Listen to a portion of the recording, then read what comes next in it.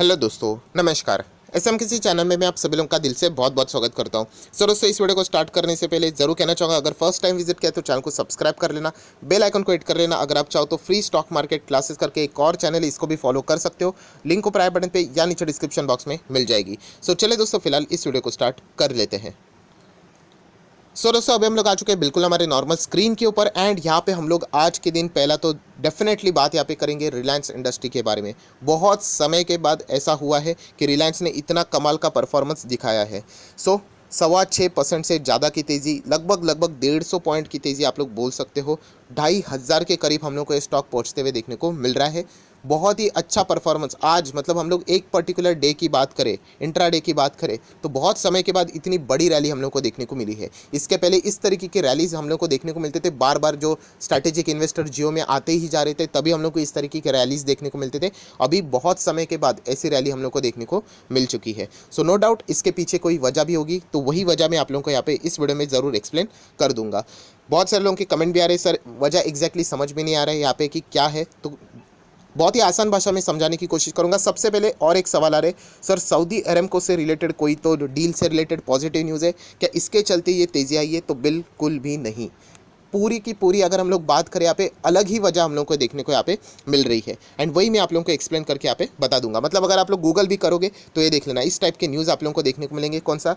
Reliance industry to recast Jamnagar classification unit as a subsidiary. Next अगर हम लोग बात करें, Reliance board decide to restructure repurpose classification asset. तो ये सारी इसी टाइप की चीज़ें देखने को मिल रही है। क्लासिफिकेशन असेट अलग से unit, classification asset separate unit, ये देखिए हर चीज़ में यही चीज़ बताई जा रही है। तो क्या मतलब न्यूज़ एग्जैक्टली क्या है एंड इसका फ़ायदा कैसे, क्यों मार्केट ने 6% की तेज़ी दिखाई है? तो चलिए आ जाते हैं नॉर्मल स्क्रीन के ऊपर। दोस्तों, आ गए हम लोग यहाँ पे नॉर्मल स्क्रीन के ऊपर। तो यहाँ पे सबसे पहले देखिए रिलायंस के बिजनेसेस कौन से हैं। आप लोगों को पता है O2C का बिजनेस है, रिटेल का बिजनेस है, राइट, जियो का बिजनेस है एंड उसी के साथ साथ अभी आप लोगों को पता है रिलायंस ने एक और बड़े बिजनेस का ऐलान यहाँ पे कर दिया था एजीएम में कि वो ग्रीन एनर्जी से रिलेटेड, क्लीन एनर्जी से रिलेटेड रिलायंस भी अपना योगदान देगा। लगभग 75,000 करोड़ का प्रावधान उन्होंने रखा था। तो आज की जो ये न्यूज़ है ना दोस्तों, ये इसी से रिलेटेड है। ग्रीन एनर्जी, क्लीन एनर्जी, यहाँ पे कोई जियो का संबंध नहीं है, ना यहाँ पे कोई रिटेल का संबंध है, ना कोई यहाँ पे O2C का संबंध है। यहाँ पे हम लोगों को ग्रीन एनर्जी, क्लीन एनर्जी से रिलेटेड कोई न्यूज़ देखने को मिल रही है। सो हाइड्रोजन इकोनॉमी आप लोगों ने ज़रूर सुना होगा। हाइड्रोजन इकोनॉमी की बात करें, उसमें ये जो पॉजिटिव स्टेप लेने वाली हम लोग कह सकते हैं रिलायंस, हम लोग को ये पहली कंपनी फिलहाल तो देखने को यहाँ पे मिल रही है। ये क्लासिफिकेशन ऑफ असेट रीपर्पस करेंगे, हाइव ऑफ करेंगे, अलग से यूनिट दिखाएंगे। ये एग्जैक्टली मतलब कैसे पॉजिटिव न्यूज़ है सर, एक बार बता दीजिए। तो देखिए दोस्तों, जो रिलायंस की अगर हम लोग बात करें, देखिए रिलायंस इतनी बड़ी कंपनी है, ठीक है। अभी रिलायंस में अगर आप लोगों को इन्वेस्ट करना है, जो बड़े इन्वेस्टर की अगर हम लोग बात करें, फिलहाल एक रिटेल इन्वेस्टर के लिए तो एक ही ऑप्शन है, क्या यहाँ पे आप लोग रिलायंस के शेयर खरीद लो, ठीक है। बट आप लोगों को पता है यहाँ पे जियो का बिजनेस है। अभी जियो के बिजनेस में याद है बीच में फेसबुक ने इन्वेस्ट किया था, देन सिल्वर लेक ने इन्वेस्ट किया था, देन गूगल ने इन्वेस्ट किया था, कितने सारे लोगों ने इन्वेस्ट किया था, स्ट्रैटेजिक इन्वेस्टर आए थे। डेली बेसिस के ऊपर सुबह 9:15 न्यूज़ आती थी, स्टॉक भागता था, राइट। देन अगर आप लोगों ने देखा होगा कि O2C बिजनेस में क्या हो रहा था, सऊदी अरब को इन्वेस्ट करने आ रहा था, राइट, 20% स्टेक लेने वाले थे, जो फिलहाल अभी तक हम लोग को रुकते हुए देखने को यहाँ पे मिल चुके हैं। देन रिटेल के बिजनेस में आपको पता है कि वहाँ पे एक इन्वेस्टर आ चुका था, बाद में वो फ्यूचर रिटेल एंड अमेजोन का डिस्प्यूटेबल चीज़ सामने आ गया एंड वो चीज़ फिलहाल वहाँ पे रुक गई। बताने का मकसद क्या है यहाँ पे कि जियो, रिटेल, O2C ये अलग अलग बिजनेसेस हम लोगों को यहाँ पे देखने को मिलते थे। सो वैसे ही अगर हम लोग बात करें तो रिलायंस ये इतनी बड़ी कंपनी है ना, इसमें ये बिजनेस देखने को मिलते थे। अभी आप लोगों को एक और अलग से यूनिट देखने को मिलेगा, ये क्लासिफिकेशन की अगर हम लोग बात करें, या फिर जो यूनिट ये जो ये रहने वाली है, राइट, जो हाइड्रोजन यहाँ पे प्रोड्यूस करेगी, राइट, तो उसको आप लोग बोल सकते हो ग्रीन एनर्जी या फिर क्लीन एनर्जी वाली यूनिट ही बोल लेना। सो मतलब क्या है यहाँ पे कि रिलायंस की एक और अलग से सब्सिडरी अभी हम लोग को देखने को यहाँ पे मिल रही है। जैसे जियो एक अलग से सब्सिडरी थी, रिटेल अलग से था, O2C अब अलग से देखने को मिल रहा था, वैसे ही आप चाहो तो इसको भी एक अलग से सब्सिडरी पकड़ लेना। मैं यहाँ पे ग्रीन एनर्जी, क्लीन एनर्जी ही बोल लेता हूँ। तो ये अलग होने से क्या फ़ायदा होता है? तो अलग होने से सबसे पहला फ़ायदा यहाँ पे होगा कि यहाँ पे अगर कोई इन्वेस्टर इन्वेस्ट करना चाहे, स्ट्रैटेजिक इन्वेस्टर, तो अभी वो यहाँ पे क्या कर सकता है, निवेश कर सकता है, डेफिनेटली कर सकता है। पहले क्यों नहीं कर पा रहा था? हो सकता है कुछ इन्वेस्टर ऐसे हो सके, वो यहाँ पे बोलते होंगे कि पहले रिलायंस के इसमें ये O2C, ये ग्रीन एनर्जी, ये सभी इसी के अंडर यहाँ पे आता है, आप इसको अलग से करो, फिर हम लोग इसमें निवेश करेंगे, राइट। ESG नॉर्म से रिलेटेड भी बहुत सारे इन्वेस्टर स्ट्रिक्ट तो वैसे भी रहती ही है। सो यहाँ पे अभी क्या हो गया कि रिलायंस ने ये जो यूनिट है उसको अलग कर दिया। तो यहाँ पे अभी चाहे तो जैसे जियो में उन्होंने इन्वेस्टर लाए थे वैसे भी शायद से यहाँ पे आ सकते, फ्यूचर में आएंगे नहीं आएंगे वो तो फ्यूचर की बात है, बट आ सकते। रिटेल में भी यहाँ पे लाने की कोशिश की गई थी बट वो रुक गया। तो ये एक पहली चीज़ हम लोग को होते हुए देखने को यहाँ पे मिलने वाली है।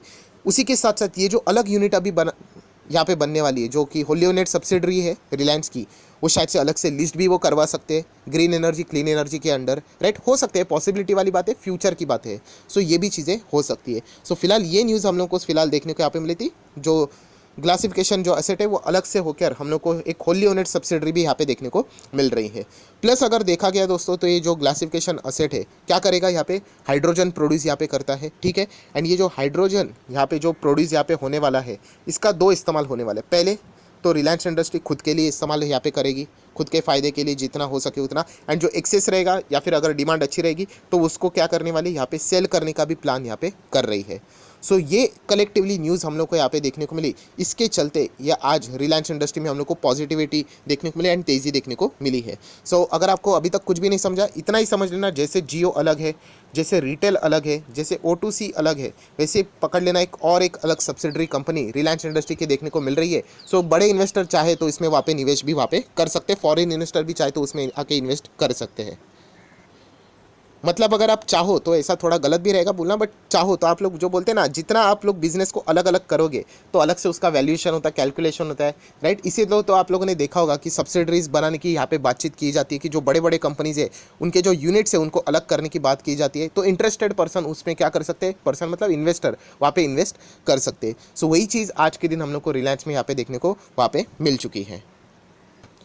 सो दोस्तों अगर आप चाहो तो अभी जाके कोई भी मतलब आर्टिकल पढ़ सकते हो किसी भी वेबसाइट के ऊपर जाके, ये देख लेना जो उनका क्लासिफिकेशन जो असेट था उसको अलग करके सेपरेट यूनिट यहाँ पे बना दिया। अभी वो लिस्ट होगा नहीं होगा, इन्वेस्टर आएंगे नहीं आएंगे, वो तो फ्यूचर की बात है, बट ये जो न्यूज़ है वो बहुत ही पॉजिटिव है। इसके चलते रिलायंस में आज हम लोग को कमाल की तेज़ी यहाँ पे देखने को यहाँ पे मिल चुकी है।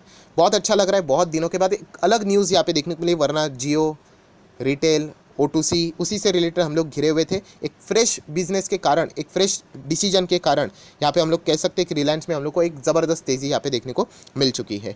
सो रिलायंस की अगर हम लोग बात करें तो ऑलरेडी मैं बता चुका कि कोई ख़राब कंपनी यहाँ पे नहीं है। आज के दिन की बात करें 25 तारीख की तो 50% से ज़्यादा डिलीवरीज है, इतना नॉर्मल रिलायंस में डिलीवरीज होते रहते हैं। सो ये कंपनी कोई ख़राब कंपनी नहीं है, बट येस इनका हर एक बिजनेस यूनिट अगर आप उठाकर देख लेना तो वहाँ पे हम लोग को कोई ना कोई चीज़ें पेंडिंग देखने को मिली है। चाहे वो O2C का बिजनेस के सऊदी अरब की डील की बात हो, वो भी अभी देखा गया तो आप बोल सकते हैं एक अनसर्टिनिटी में, मतलब उन्होंने डील तो कैंसिल हो गई बट ये भी कहा है कि वो वापस भी वहाँ पे आ सकते हैं। अभी आएंगे नहीं आएंगे, होगा नहीं होगा, किसी को भी नहीं पता।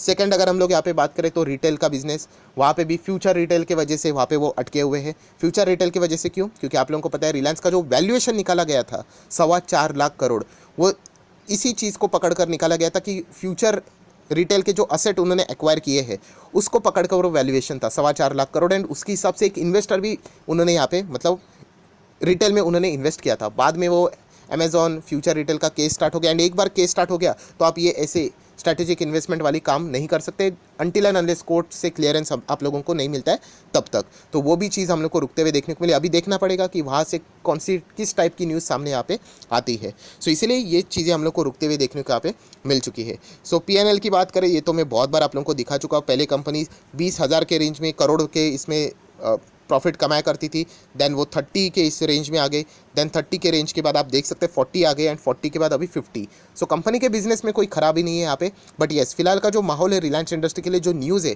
वो बहुत ही ज़्यादा पेंडिंग वाली न्यूज़ हम लोग को देखने को यहाँ पे मिल रहा है। इसके चलते ज़्यादा तेज़ी नहीं आती, बट आज के दिन की बात करें एक बहुत ही अच्छी खासी पॉजिटिव न्यूज़ सामने आ गई, एंड सडनली बाजार ने इस न्यूज़ के चलते एक पॉजिटिव रिएक्शन भी यहाँ पे दिखा दिया है। सो वीडियो को क्लोज करने से पहले ऑब्वियसली एक डिस्क्लेमर देना यहाँ पे मैं भूल गया, जो शुरुआत में मैं हमेशा देता हूँ। येस रिलायंस इंडस्ट्री मेरे पोर्टफोलियो में भी है, अच्छी क्वांटिटी है, बहुत पुराने समय से मैं यहाँ पे होल्ड कर रहा हूँ, बहुत सालों साल से यहाँ पे होल्ड कर रहा हूँ। बोनस भी यहाँ पे मैंने एंजॉय यहाँ पे किया था। सो इन द केस अगर आपको कोई बाइस्ड ओपिनियन यहाँ पे लगता है तो आप चाहो तो इस चीज़ों को भी इग्नोर कर सकते हो। वैसे मैंने कोई रिकमेंडेशन तो नहीं दिया, बट कोई भी चीज़ अगर आपको ऐसे लगती है तो आप इग्नोर भी कर सकते हो। सो आशा करता हूँ आप लोगों को वीडियो पसंद आया होगा। मेन जो जितनी न्यूज़ थी आसान भाषा में मैंने समझाने की कोशिश की है, राइट। कुछ पॉइंट्स यहाँ पे मैं बोल सकता हूँ ऊपर नीचे हो सकते हैं, बट मेन कंसेप्ट आपको यहाँ पे समझ में आ गया होगा। सो आशा करता हूँ आप लोगों को वीडियो पसंद में आया होगा, तो जरूर लाइक एंड शेयर भी कर देना। So that's it, thank you very much दोस्तों, we will be meeting our next video. तब तक के लिए बाय बाय।